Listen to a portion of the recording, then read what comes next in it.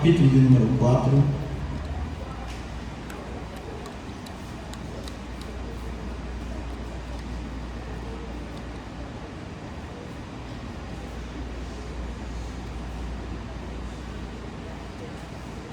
Todos encontraram? Amém? Amém. Vamos ler? Podemos ler Efésios capítulo 4. Versículo 1 em diante diz assim: rogo-vos, pois, eu, o preso do Senhor, que andeis como é digno da vocação que foste chamado, com toda a humildade e mansidão, com longanimidade, suportando-vos uns aos outros em amor, procurando guardar a unidade do Espírito pelo vínculo da paz. Eu queria que a igreja lesse o versículo de número 4, amém? No 3, 1, 2, 3, todos.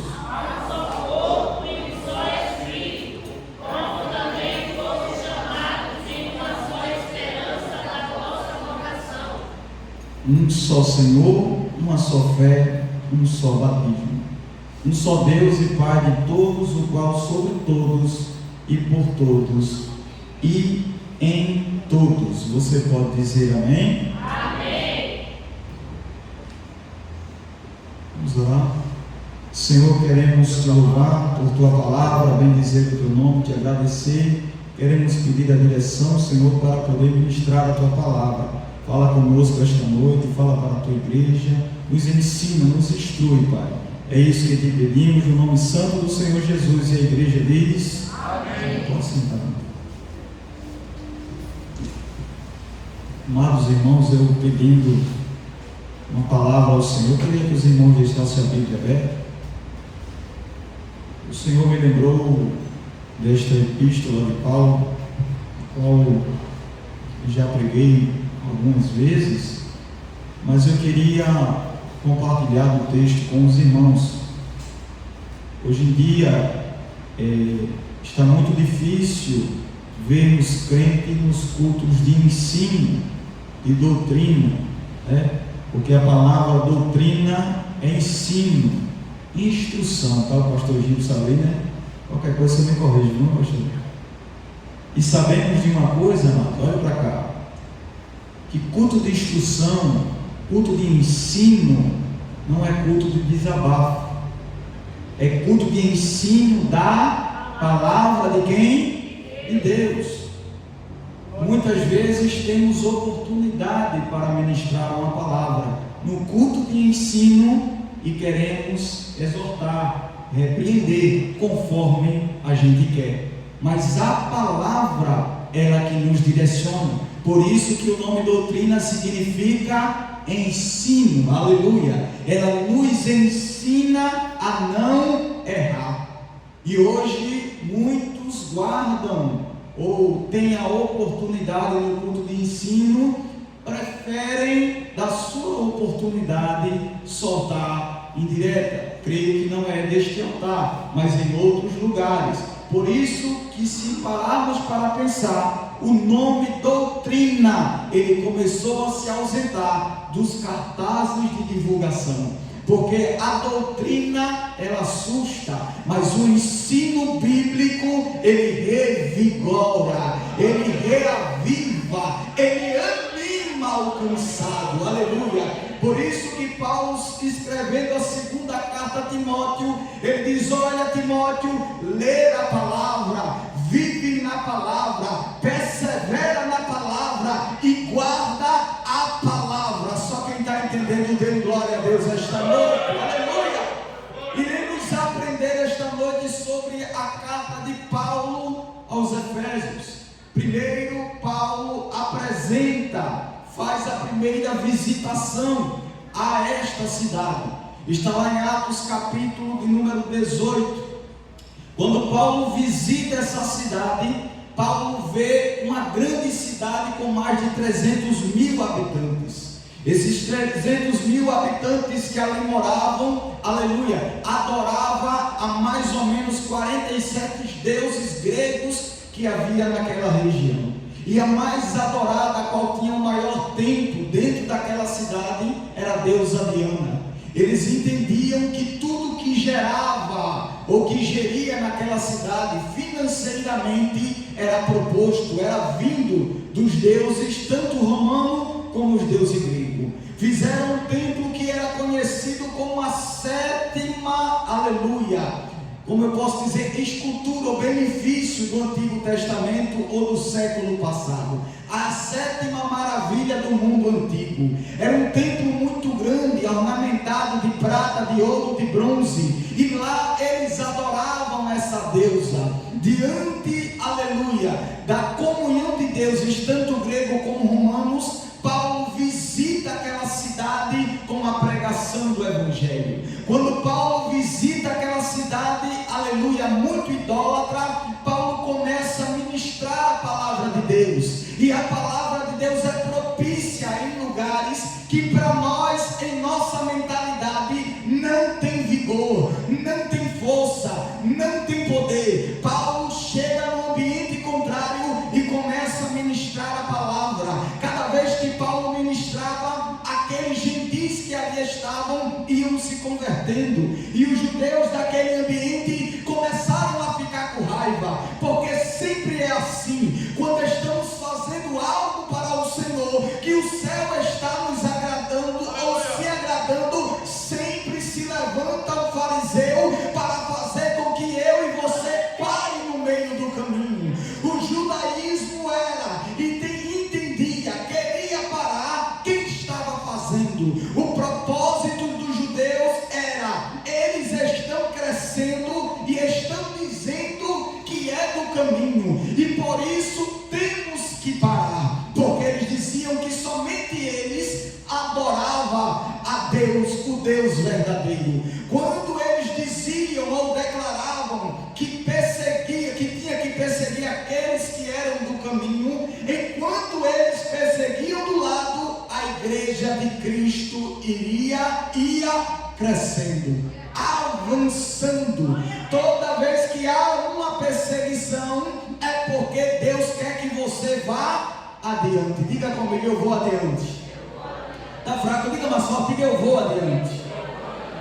De todas as formas perseguiam Paulo naquele ambiente, mas ele continuava pregando. E a Bíblia diz que os 3 anos que ele ali passou, muitos se converteram. Até então, que aqueles homens que vendiam escultura, os ourives que preparavam esculturas também de ouro, começaram a ver que o seu comércio, aleluia, não estava mais prosperando, não estava dando mais lucratividade.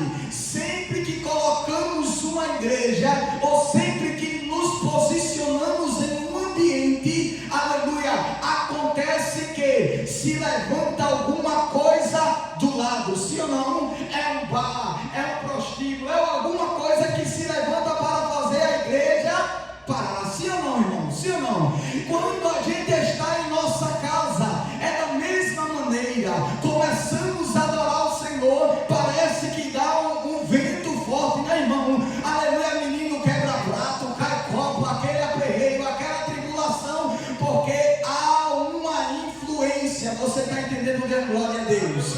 O propósito do inimigo é te minar, a ponto de fazer você parar, de você esfriar, de você retroceder. Quando olhamos a Sagrada Escritura, aleluia, lá em João, capítulo de número 20 e o versículo de número 19, os discípulos estavam reunidos após a crucificação de Cristo. Jesus Cristo se apresenta no meio da reunião, aleluia, e diz a Tomé: pode tocar, porque eu subi ao Pai, e já ressuscitei dentre os mortos, e as minhas feridas são verdadeiras. Os discípulos estavam atemorizados. Diga comigo: estavam com medo. Diga mais forte: diga, estavam com medo. Mas quando Jesus disse: toca aqui, alguns que ali estavam, meu pastor Gilson, começaram a se concentrar. Jesus sopra sobre ele, versículo de número 22, se você puder ver, sopra sobre eles o Espírito Santo. Sim ou não, irmão? Soprou sobre ele o Espírito. Olha para cá, irmão. Soprou sobre ele o quê? forte. O Espírito, aqueles homens estavam com medo. Diga comigo, estavam com medo. Mas Jesus, quando se apresenta, sopra sobre eles o Espírito Santo, eles foram regenerados. Aleluia. Se levantam em prol da obra. Aí Jesus diz assim: olha para cá. Permanecei em Jerusalém até que desça poder. Meu Deus. Alguém conhece a Bíblia aqui, irmão? Ele disse: ficai em Jerusalém até que desça poder. Sim ou não, irmão? Sim ou não? Aí, vamos lá. Atos dos Apóstolos, capítulo 1, versículo 8. O que é que está escrito aí?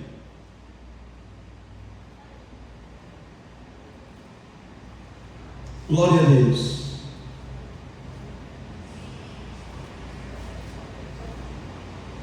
Todos encontraram?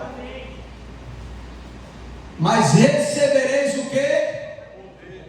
Poder ou virtude, sim ou não? Mas receberei a virtude do Espírito Santo. Em algumas versões diz o quê?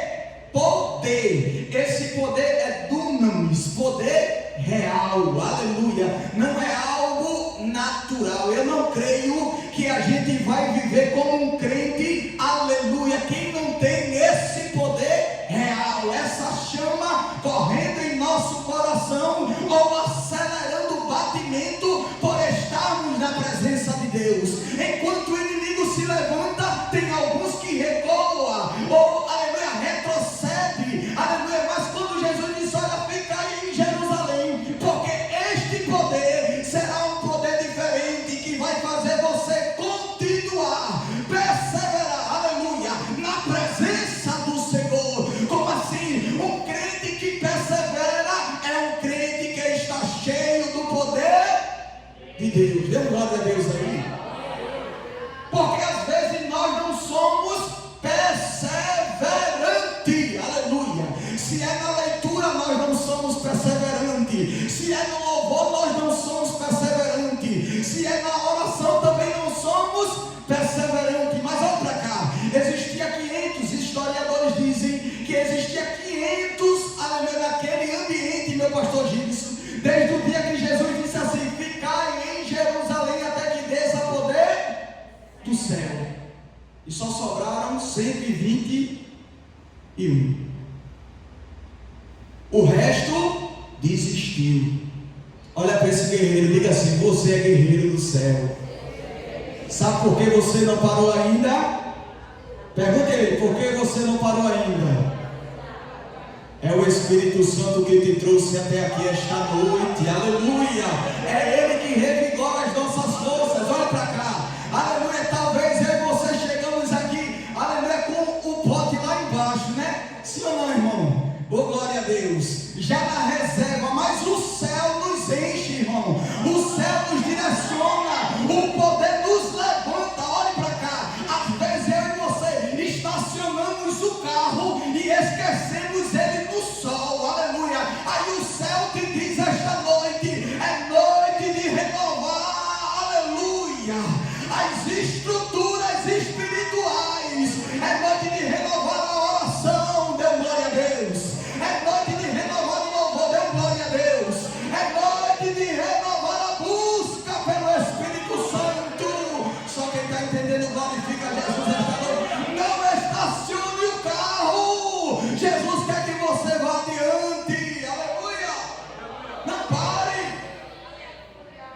Perseverança.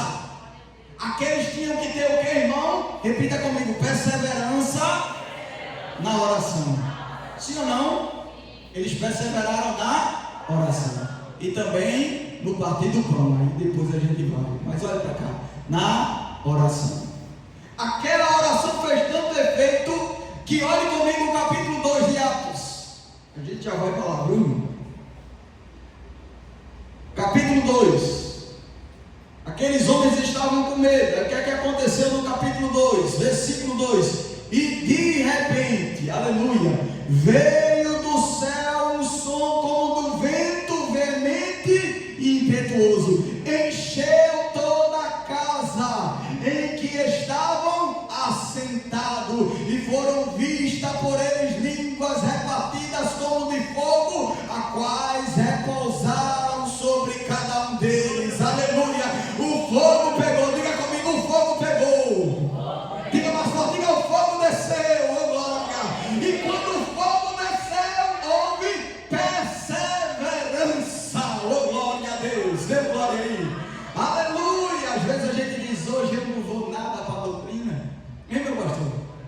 há uma chuva, há um trânsito, não é não? Glória a Deus, porque falta em nós às vezes perseverança. Aleluia! Eles perseveraram, diga comigo, eles perseveraram. Aí olha para cá, quando Pedro e João iam subindo para o templo, o que foi que aconteceu? Capítulo 3 de Atos. Ele encontra um paralítico, sim ou não? Que era posto na porta, aleluia, do templo. Aí ele olha pedindo prata e ouro. Aí Pedro olha para ele e diz: eu não tenho, oh glória, eu não tenho o que, irmão? Eu não tenho prata nem ouro, mas eu passei na bomba de Jeová, no tanque, e Jeová me encheu de poder, e este poder eu tenho. Eu não tenho prata nem ouro, mas o que tenho eu te dou. Levanta, oh glória. Quem quer ver milagre aqui, dê glória. Oh glória, eu estou sentindo graça aqui. Diga eu quero ver milagre, diga comigo eu quero ver milagre. Agora balança esse grito aí, até ele dar glória, diga a ele, para ver milagre tem que estar no azeite.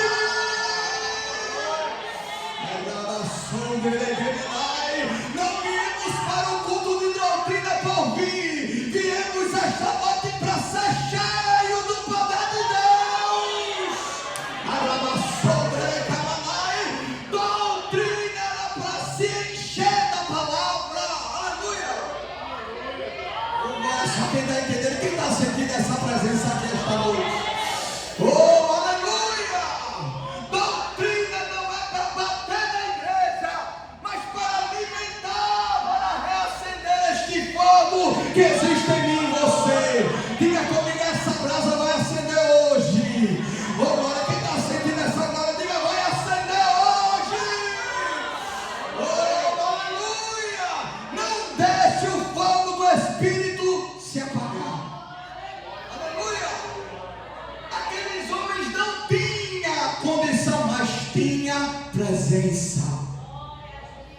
Olhe para cá, porque não vemos mais, e se me permita, meu pastor, obreiros cheios de Deus. Ei, Cláudia, porque muitas vezes estamos brigando por cadeira e esquecemos de ser cheio da presença de Jesus.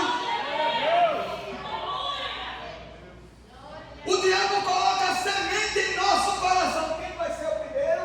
Quem vai ser o segundo? Quem vai louvar? Quem vai cantar? Não, aleluia, tudo aqui é irmão e vamos morar nos céus. Será que você pode dar uma glória a Deus? Se quer cadeira, tem ali na frente no armazém Coral. Aqui a porta é o céu. Oh, aleluia, não passa cadeira, eu e você entrando, irmão. Oh, glória a Deus. Estava Pedro e João, não queria saber quem pregou, não queria saber quem falou. Olha para cá, também não queria saber, tu viu?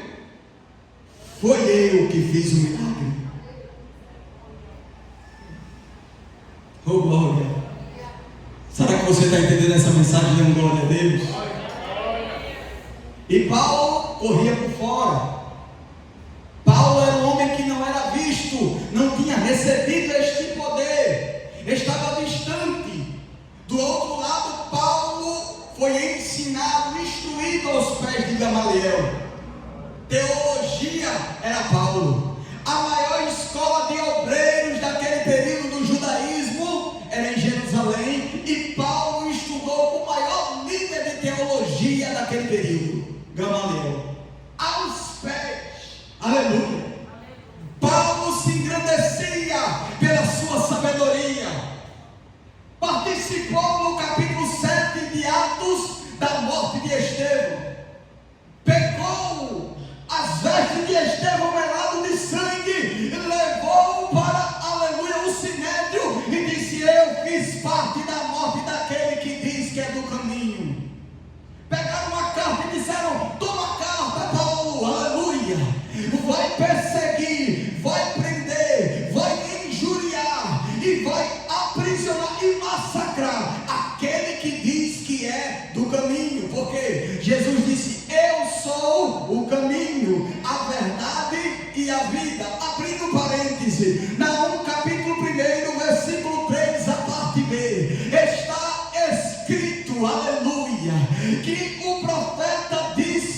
que Jesus, ou que a palavra do Senhor, aleluia, ele tem um caminho no meio da tormenta, aleluia. O profeta estava dizendo: se você está passando por uma tormenta, não te preocupa. Diga para esse crente: não te preocupa, aleluia. Balança e diga: não te preocupa, porque Jesus é o caminho no meio da tormenta. Ele acalma a tempestade. Oh, glória a Deus. Quem está sentindo essa presença de Jesus aqui, irmão? Ele abre o caminho aonde não tem. Oh, glória. E olhando para cá, Paulo chegou em um ambiente que não tinha igreja, mas ele disse: não te preocupa, Jesus é o caminho. Paulo começava a pregar e as portas começavam a abrir. Você está entendendo? Dê glória a Deus. Balance esse irmão, diga a ele: pode ter um, ó glória, diga, pode ter um, pode ter dois, pode ter três, mas continue perseverando, é ensinando, é pregando, é dirigente de segunda oração, é descendo. Pode não ter ninguém, mas o céu vai abrir a porta, irmão, aleluia. Ô glória, quem está entendendo, dê glória a Deus. Persevere, aleluia. Persevere na oração, persevere na busca, porque quanto mais perseveramos, mais a porta se abre, aleluia. Mas a porta o quê? A porta ela é feita para limitar, sim ou não? Sim ou não? Se não tivesse aquela porta ali, né, meu pastor, virava uma bagunça. Qualquer um que chegasse ia entrar, sim ou não? Aí o diabo coloca a porta para limitar o avanço da igreja. Sim ou não? Eu creio que não tem ninguém feliz aqui pelas essas cadeiras. Eu creio nisso. Eu creio que nosso coração se entristece. Sim ou não, irmão? Porque queríamos nós que o nosso companheiro, o nosso irmão ou a nossa irmã estivesse do nosso lado. Mas tudo que ele faz é colocar limitação. Sim ou não? Está todo mundo entendendo? Deu glória a Deus. Ele coloca o que, irmão? Aí Jesus disse, não foi eu, ele disse que as portas do inferno não prevalecerão contra a sua igreja. Oh, glória. Você está entendendo que Jesus quebra a porta? Você está entendendo? Deu glória a Deus aí? Jesus quebra o quê? A porta. Mas olha para cá. Mas eu e você não estamos dispostos a ir adiante. Como assim, pastor? Não entendi. Olha para cá. A gente não está disposto em mandar uma mensagem. A gente não está disposto em perguntar como o irmão ou como a irmã está. Oh, glória a Deus. Porque a gente não tem tempo. Talvez o tempo seja uma limitação, uma porta. Oh, glória. Dê um glória a essa bênção que está ali. Diga, é hoje. A porta vai cair. Oh, glória.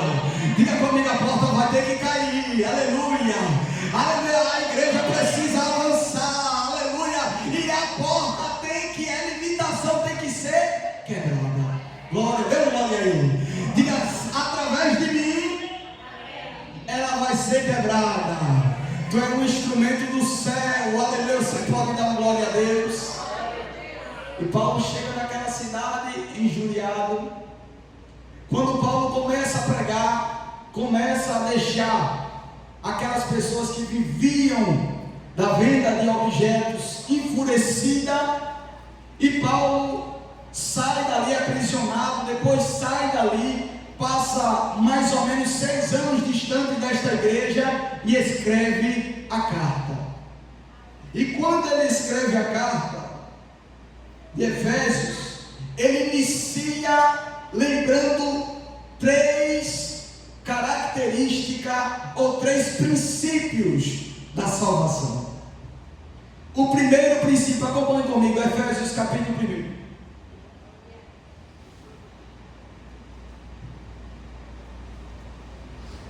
Versículo de número 4. elegeu nele antes da fundação do mundo, para que fôssemos santos e irrepreensíveis diante da caridade. Algumas versões diz amor. Primeiro ponto: Deus, pela bênção dele, ele nos elegeu. Nos fez o que, irmão? Agora olha para cá, olha para cá. Rapidinho, olha para cá. Se o Antigo Testamento fala mais sobre o judaísmo, o israelita, o povo judeu, que tinha uma promessa de Abraão, de Isaac, de Jacó, sim ou não? Esse povo já era eleito. Sim ou não? Esse povo já era o quê? Mas Paulo agora está falando para os gentios. Você está entendendo? Diga amém. Aí olha para cá. Ele diz que o propósito de Deus não era só salvar a família de Abraão. O propósito de Deus antes da fundação do tempo era salvar todos. Dê glória aí, dê glória. Então o propósito de Deus era nos eleger, ou eleger aqueles que eram gentis para salvação. Aí ele continua, olhe comigo. Ele, além de nos eleger, versículo 4, né? Como também nos elegeu dele antes da fundação do mundo, para que fôssemos santos e irrepreensíveis diante dele em caridade.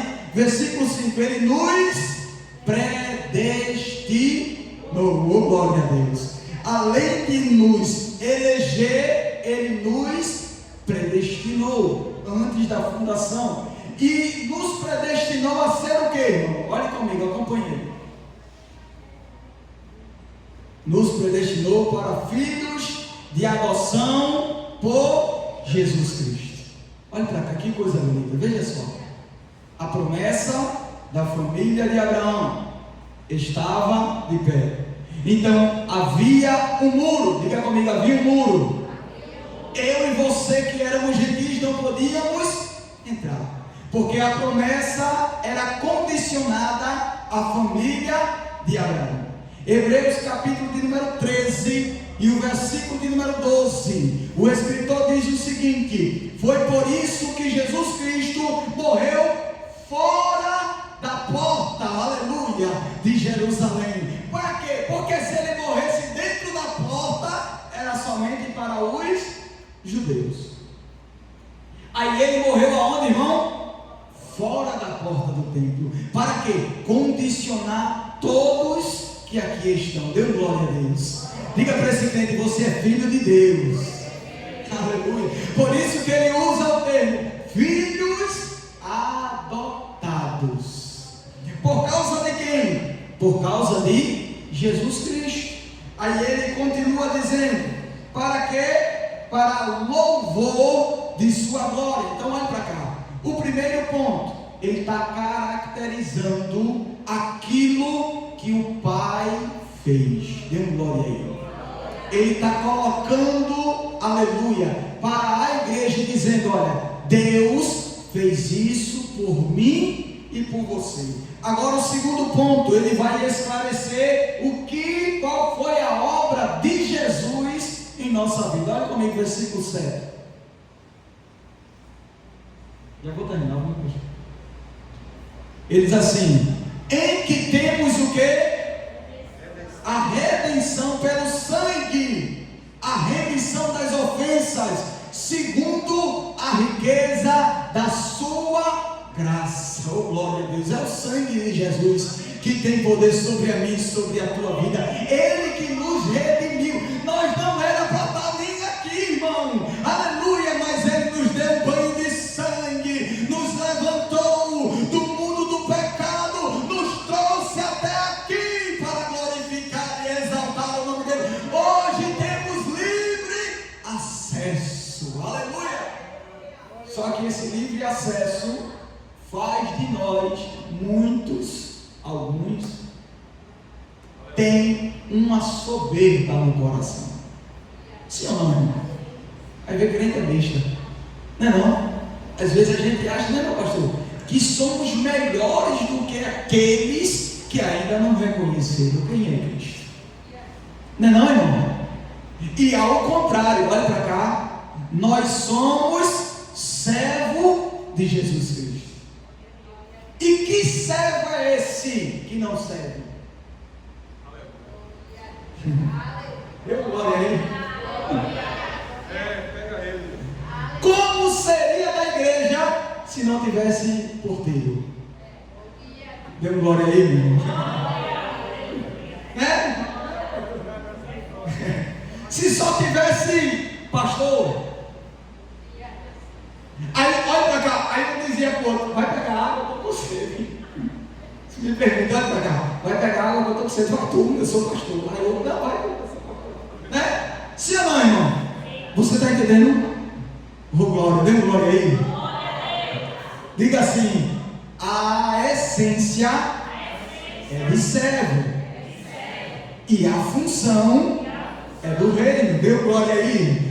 Balança esse crente que ele é, continua sendo servo. Diga: não importa a posição, continua sendo servo. Aleluia. Continua sendo o quê? Servo. Aleluia. A humildade é ser servo, porque Jesus Cristo foi diferente. Deu glória aí. Né, irmão? Ainda bem que não está aqui e não foi aqui, viu, irmão? Mas eu cheguei numa igreja, meu pastor. Quando eu cheguei na porta, a irmã disse assim: meu auxiliar, você é de que igreja? Aí eu disse: agora, não deixa de ser, né, pastor? Ela disse: meu auxiliar, o seu senta aqui na porta. Eu disse: agora. Ela: tome conta aí, viu? Tá certo, porque só vai para o público quem é pastor. Você fica aqui na porta. Eu disse: agora. Ô glória. Aí eu fiquei lá na porta, a missionária: vem embora para cá. Eu disse: não, ela mandou eu ficar aqui. Eu sou servo. Aleluia. Você está entendendo? Deu glória a Deus. Aleluia. Somos o quê? Servo. Aleluia. Aí o que é que Paulo está dizendo? Olha, foi Jesus Cristo que pagou ele com o seu sangue para que eu e você estivéssemos aqui. Aleluia. Essa obra, aleluia, é de Jesus. Mas olha para cá, para a gente terminar. Aí ele disse assim, versículo 10, olha comigo, versículo 10 do capítulo 1. De tornar a congregar em Cristo todas as coisas na dispensação da plenitude dos tempos, tanto os que estão no céu como estão na terra. Nele digo, em que também fomos feitos herança, havendo sido predestinado conforme o propósito daquele que fez todas as coisas segundo o conselho da sua vontade. Oh, glória a Deus. Olha para cá, olha para cá, olha para cá, irmão. Essa igreja de Paulo, essa carta de Paulo aos Efésios, ela é diferente da carta de Paulo aos Colossenses. Ela é diferente da carta de Paulo aos Romanos. Essa igreja, essa carta, ela se refere à igreja. Diga comigo, ela se refere à igreja. Então olhe para cá. Ele está dizendo que Cristo, antes da fundação do tempo, viu eu e você congregando aqui esta noite. Aleluia. Na mesma congregação do justo. Olha para cá, olha para cá. Olha para cá. O princípio de Paulo é escrever este capítulo 1 para relembrar a obra de Deus Pai, a obra de Deus Filho. E se olharmos adiante, no capítulo 1 ainda, se não me falha a memória, versículo de número 16 e 17, ele diz que capítulo 1, versículo 14, 13 e 14, ele diz que nós fomos feitos herança. Foi colocado um selo sobre nós, para que fôssemos instrumento do céu, ou, como o termo diz, propriedade do céu. Deu glória aí. Propriedade do que, irmão? Nós estamos na terra, sim ou não? Mas ele nos colocou um selo de propriedade do céu. E que selo é esse? O Espírito Santo da verdade, aleluia, foi colocado sobre nós para dizermos: você tem dono. Oh, glória. Diga para esse irmão: você tem dono. Aleluia. E um dia o céu irá requerer você de volta para a mansão celestial. Eu termino, irmão. Capítulo de número 2, ele inicia o processo da oração. Olha para cá. Oração em prol aqueles que estavam fracos. No capítulo de número 2 ainda, ele diz que essa oração é para, aleluia, discernir ou abrir o entendimento, olha para cá, daqueles que não têm entendimento. Então Paulo ora por eles, intercede sobre eles, para que aquele que não tem entendimento tenha. Agora aconselho esse irmão, diga a ele com bem muito carinho, diga a ele, antes de falar de mim, vai orar, ora por mim, né, Vaza? Eita, deu glória aí.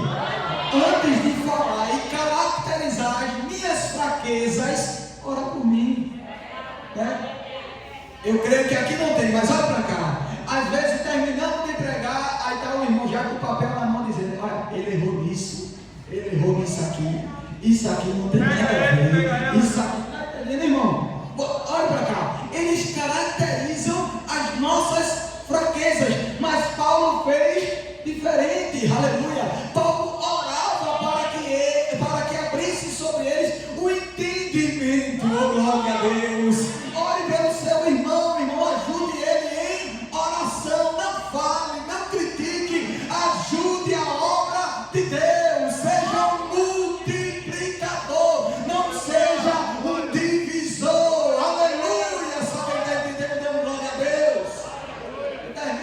Já no capítulo de número 3, Paulo ora para que Deus desça poder sobre eles, para que encha eles de graça após o entendimento, e eles saiam marchando na terra, né, irmão, como alguns têm. Mas só que às vezes nós somos, sabe como? Eu nem macho e nem quero que o outro macho. Deu glória aí, irmão? Ninguém vai dar em mim não quando eu sair, não. Vai lá pra cá. Às vezes a gente nem quer fazer e tem raiva quando o outro irmão está fazendo. A gente é interessante, né? Mas olha para cá, Paulo orava e dizia assim, levanta ele, Senhor, como tocha de fogo, aleluia, levante ela, Senhor, para dirigir o ciclo de oração. Mas olha para cá, às vezes a gente tem até medo que alguém tome o nosso lugar. Eita, Jesus, meu irmão, a gente tem medo que alguém tome o nosso lugar, irmão. Olha para esse irmão, diga a ele, o teu lugar é no céu, não se prende com as coisas da terra. Eita, que eu estou sentindo Jesus aqui, aleluia. Aí ele olha para cá, aí ele agora diz assim para a gente terminar. Aí ele diz assim, olha, eu oro para que Deus dê entendimento e oro para que Deus dê poder. Aí agora ele inicia o capítulo 4, que outro dia eu venho pregar. Mas no capítulo 4, olha para cá, depois você marca aí, viu, irmão? Amém? Eu já estou me escalando, viu, pastor? Mas depois você marca aí, porque no capítulo 4, você vai meditar em casa, olha para cá. Porque no capítulo 4, o nome 1, ou a palavra 1, é a palavra-chave do texto. Você já percebeu? A gente leu rapidamente, mas você já percebeu? Ele diz um só corpo, um só membro, não é não? Você está entendendo? Tudo ele cita um. Há um mistério nessa palavra. Outro dia a gente viu, mas olha para cá. Ele estava dizendo que Jesus é a cabeça e todos nós fazemos parte de um só corpo. Se o braço está doente, o corpo está bem. Se estamos com dor no pé, a gente fica bem? Não. Aí você vai meditar em casa. Pergunta esse crente aí para a gente terminar. Diga aí, está sentindo falta de nada não? Cadê teu irmão que não viu o discurso?